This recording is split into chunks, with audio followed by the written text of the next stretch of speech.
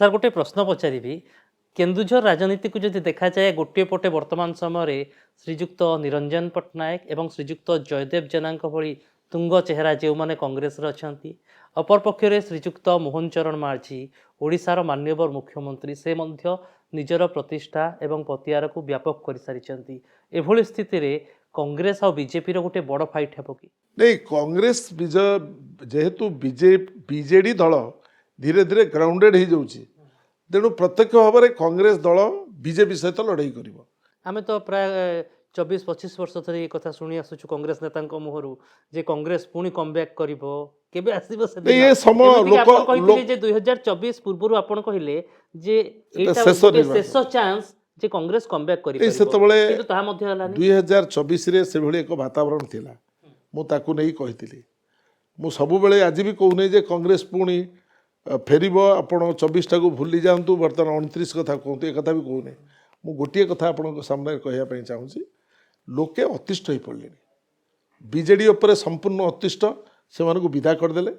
सी आउ फेरवा रास्तार ना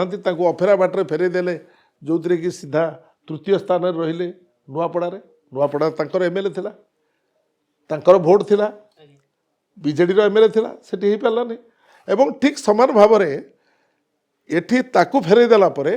भारतीय जनता पार्टी लोकंकर संपूर्ण विश्वास हरई समय अभाव में मुझे पारे एंटायर मैनिफेस्टो को से टच करना सर ये गोटे प्रश्न रखापी चाहिए जे वर्तमान आम बीजेडी रे जो स्थिति देखुच अंतर्कंदल स्थिति आम गत अनेक वर्ष धरी कांग्रेस रे से स्थिति देखी आसीचु नेता मानक बयानबाजी परस्पर विरोध रे आरोप प्रत्यारोप यह कांग्रेस में बुमेरांग हो आसुची कि नहीं नहीं कांग्रेस दल मु अन्य दल कथा कहूनी प्राय राजनीति रे सब दल रे किछि ना किछि अछि बीजेपी भल बीजेपी रे जो भल अवस्था अच्छी ता भी भावतु नहीं तांको दल रे भी मुख्यमंत्री लड़ई एवं किए दायित्व नब किए आज पर्यंत मंत्रिमंडल संप्रसारण कर पारना आज पर्यंत से माने कॉर्पोरेशन गुड़ा को फिलअप कर पारना एवं तांको भीतर भी अच्छी बिजु जनता दल रे जदिओ नवीन बाबू को समस्ते मानुथिले आज से माने भी अतिष्ठ हो पड़ती नवीन बाबू एवं परवर्ती अवस्था रे जो पांडियान जी आसिक दायित्व नेले से सी तांकर अवस्था भी ठिकाना बाटे नहीं आमर अवस्था अतीत खराब थिला मु मानुची वर्तमान खराब नहीं आमे सब एकजुट होइछु काहे खराब थिला अंतरकंदल खराब अंतरकंदल बोली कह जाई परिबो नहीं विभिन्न परिस्थिति विभिन्न बाटे माने परस्पर विरोध रे तो आपण गोटे कहली गोटे होची असहिष्णुता सेटा गोटे बड़ कारण असहिष्णुता गोटे कारण कांग्रेस पराजय हाँ एवं प्रार्थी चयन बेले आमे ठिकाना बाटे सबु समय सबु जे जतबेले दायित्व रे अछंती सेतरे किछि त्रुटि विच्युति रहे एवं आमे जो माने सब भुवनेश्वर ओरिएंटेड हो जाइछु आमे कर्मी की छाड़ी जाइछु आमे लोकों को छाड़ी जाइछु लोकों पाखे पहुँची पारनु एभली किछि रहे कांग्रेस दल रे मोर 50 वर्ष अभिज्ञता को नहीं कहूँ कांग्रेस दल रे बिल्कुल मतांतर अच्छी मतांतर निश्चित भाव रहिबो आपण जहाँ कहबे मु मानिबी मु जहाँ कहबे आपण मानिबे ता नुहे आमे मत उपस्थापित करूछु समाधान करूछु किंतु आम भीतर मनांतर नहीं कांग्रेस रे आमे एकाठी अछु किंतु आपण जो कथा कहले जे कांग्रेस नेता माने आसी राजधानी रे डेरा पकाउचंती एवं निजर विधानसभा बा लोकसभा क्षेत्र को भूली जाउछ बिल्कुल समस्ते वर्तमान उल्टा कलेनी वर्तमान निजर विधानसभा क्षेत्र निजर अंचल निज ब्लॉक एवं संगठन को देखिले विधान भुवनेश्वर में बेसी समय रोना कारण निज अंचल रे भोटर मान का आशीर्वाद न मिलले ये जेते नेतागिरी कले जेते इंटरव्यू देले जेते कथा कहले यार किसी अर्थ नहीं सर गोटे कथा पचारि पचार जे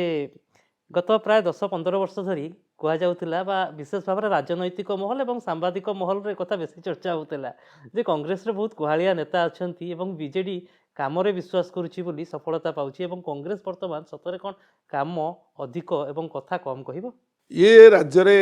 जा हिची देश रे जा हिची कांग्रेस करिछि ये राज्य रे जा हिची मु कहली आपन को बारंबार कहूछि स्वर्गीय श्रीयुक्त जानकी वल्लभ पट्टनायक जी मुख्यमंत्री थिले 1.5 दशंधि मुख्यमंत्री थिले 15 वर्ष धरी तांकर नेतृत्व एवं आमे समस्ते तांका मंत्रिमंडल मंत्री विधायक भाव में थिला बेले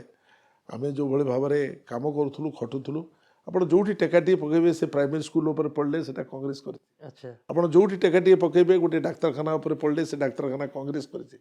आपण जोठी गोटे जमी उपर जलसेचित होउची टेकाटी पकेबे से जलसेचन किए करिछि कांग्रेस करिछि तेणु कांग्रेस काम रे विश्वास करे ନୂଆପଡ଼ାରେ ଦ୍ୱିତୀୟ ସ୍ଥାନରେ ରହିଲା ବିଲକୁଲ ଦ୍ୱିତୀୟ ସ୍ଥାନକୁ ଖୁସି ତ ନିଶ୍ଚିତ ହେବା କଥା କାରଣ ଆମେ ଅଧିକ ଖୁସି ହେଇଥାନ୍ତୁ ଘାସିରାମ ମାଝୀଙ୍କ ଭଳି ପ୍ରାର୍ଥୀ ଆଉ କଂଗ୍ରେସ ଦଳର ଆମେ ସମସ୍ତେ ମିଶିକି ଯେଉଁ ମେହନତ କରିଥିଲୁ ଆମେ ଯଦି ପ୍ରଥମ ସ୍ଥାନ ହେଇଥାନ୍ତୁ ଯନ୍ତ୍ରାଦେଶ ଏବଂ ଟଙ୍କା ଯନ୍ତ୍ରାଦେଶ ଏବଂ ଟଙ୍କା ଏବଂ ତିନିଟା ସରକାର ଗୋଟେ କେନ୍ଦ୍ର ସରକାର ବିଜେପି ରାଜ୍ୟରେ ଓଡ଼ିଶାରେ ଏକ ସରକାର ବିଜେପି ଏବଂ ଛତିଶଗଡ଼ ଭିତରକୁ ପଶିଯାଇଛି ମାନଚିତ୍ର ତିନିଟା ଇଞ୍ଜିନ୍ ତିନିଟା ବିଜେପିର ସରକାର ଏକାଠି ଲଢ଼େଇ କରିକି ଗୋଟିଏ ବାଇ ଇଲେକ୍ସନରେ ଜିତିଛନ୍ତି ଏବଂ ସେ ଜିତିବାରେ ତାଙ୍କୁ ଯଦି ପଚାରିବେ ଭିତରେ ସେ ଖୁସି ନଥିବେ କାରଣ ଏ ଭୋଟ୍ ତାଙ୍କର ନୁହେଁ ଭୋଟ୍ଟାକୁ ଜବରଦସ୍ତି ସେ ନେଇଛନ୍ତି। ସାର୍ ଆପଣ ଗୋଟେ ଟେକ୍ନିକାଲି ଗୋଟେ ପ୍ରଶ୍ନର ଉତ୍ତର ରଖିଲେ କିଛି ସମୟ ପୂର୍ବରୁ ମୋ ମନରେ ସେତେବେଳେ ଉଙ୍କି ମାରୁଛି ଆପଣ କହିଲେ ଯେ 2029 ମସିହା ବେଳକୁ ଆପଣମାନେ ସବୁ ପରଦା ପଛରେ ରହିବେ ଏବଂ ଆପଣମାନେ ସମର୍ଥନ ଜଣେଇବେ କାହାକୁ ସମର୍ଥନ ଜଣେଇବେ? ଆମେ ଯୁବପିଢ଼ିକୁ ସମର୍ଥନ ଜଣାଇବୁ। ଆପଣ ନିର୍ବାଚନ ଲଢ଼ିବେନି? ନିର୍ବାଚନ ଲଢ଼ିବା ନ ଲଢ଼ିବା ହାଇକମାଣ୍ଡଙ୍କ ଉପରେ ନିଷ୍ପତ୍ତି କରେ। ମୁଁ ମାନସିକ ସ୍ତରରେ ନିଷ୍ପତ୍ତି ନେଇଛି ମୋତେ ବାରମ୍ବାର ଲୋକ ଭୋଟ୍ ଦେଇଛନ୍ତି ଏବଂ ସମ୍ମାନଜନକ ଭୋଟ୍ ଦେଇଛନ୍ତି ଜିତିଲା ଭଳିଆ ଭୋଟ୍ ଦେଇଛନ୍ତି କେତେବେଳେ ଜିତିଛି କେତେବେଳେ ହାରିଯାଇଛି ଏବଂ ମୁଁ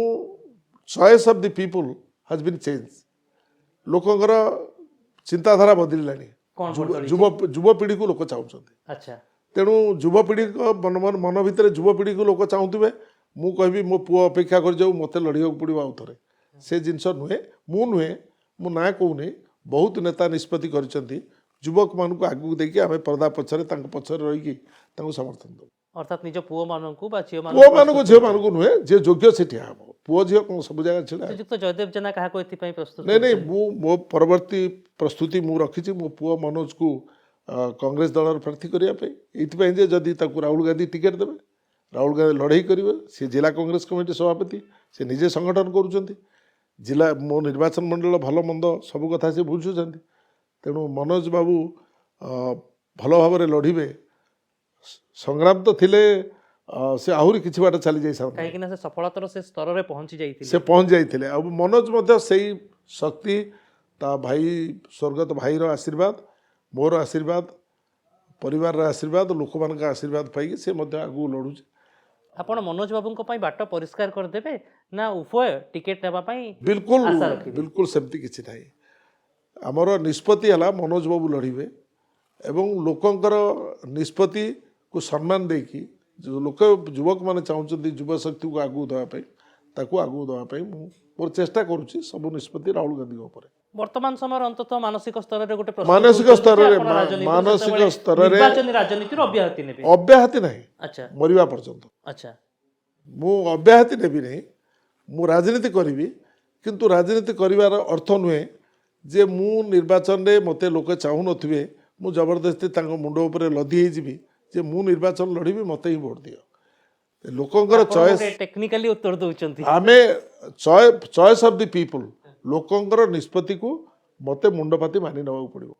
ଏବଂ ଲୋକେ ନିଷ୍ପତ୍ତି କଲେଣି ମୁଁ ନିଜେ ଅନୁଭବ କଲିଣି ଆମେ ମନୋଜ ବାବୁଙ୍କୁ ଆମର ପ୍ରତିନିଧି କରିବୁ। ସାର୍ ଏହି ପ୍ରଶ୍ନରେ ମୁଁ ଟିକେ କନଫ୍ୟୁଜନ୍ ରହିଯାଉଛି କାହିଁକିନା ଆରମ୍ଭରୁ ମୁଁ କହିଥିଲି ଯେ କୌଣସି ସନସନି ତିଆରି କରିବା ଆମର ଉଦ୍ଦେଶ୍ୟ ନୁହଁ କିନ୍ତୁ ଆପଣ ଯେଉଁ ଢଙ୍ଗରେ ଉତ୍ତର ଦେଉଛନ୍ତି ଟିକେ ସିଧାସଳଖ କହିବେ କି ଯେ 2029ରେ ଆପଣ ଆଉ ନିର୍ବାଚନ ଲଢ଼ିବା ପାଇଁ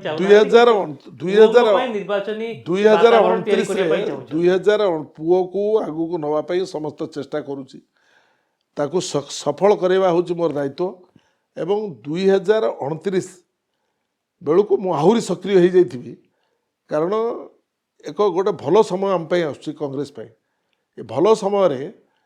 ଜିଲ୍ଲାର କେମିତି ସଫଳତା ହେବ ଆମ ନିର୍ବାଚନ ମଣ୍ଡଳୀ ଆନନ୍ଦପୁରରେ କେମିତି କଂଗ୍ରେସ ଜିତିବ ଏବଂ ସେଇ ମାଧ୍ୟମରେ ଯେହେତୁ ସେ ଗୋଟିଏ ବିଟେକ୍ ଇଞ୍ଜିନିୟର ମୁଁ ତାକୁ ଆଣିକି ରାଜନୀତିରେ ଭର୍ତ୍ତି କଲି ସେ ରାଜନୀତିକି ଆସିନଥିଲା ତା ଭାଇ ରାଜନୀତି କରୁଥିଲା ତାର ଦେହାନ୍ତ ପରେ ମୁଁ ତାକୁ ନେଇ ଆସିଛି ତେଣୁ ତାକୁ କେମିତି ସଫଳ କରେଇବି ସେଥିପାଇଁ ମୋର ସମସ୍ତ ଉଦ୍ୟମ ଜାରି ରହିଛି।